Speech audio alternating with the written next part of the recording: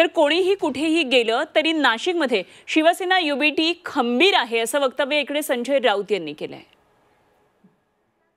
कोणत्या पक्षात जात आहे, कोणत्या पक्षात जात नाही. शिवसेना नाशिकमधली अत्यंत खंबीर, मजबूत आणि अभेद्य आहे. काही कुठेही याचा ज्यांना जायचं होतं ते गेले आणि ज्यांना पक्षातून दूर करायचं होतं त्यांना दूर केलं. ही आता नावं येत आहेत, नावं येत राहतील. पुढल्या आठवड्यात मी नाशकात जाईन तेव्हा मला सत्य कळेल. आता फक्त ही हवेतली पतंगबाजी सुरू आहे. पक्षाला अडचणीची ठरणारी ज्या माणसं होती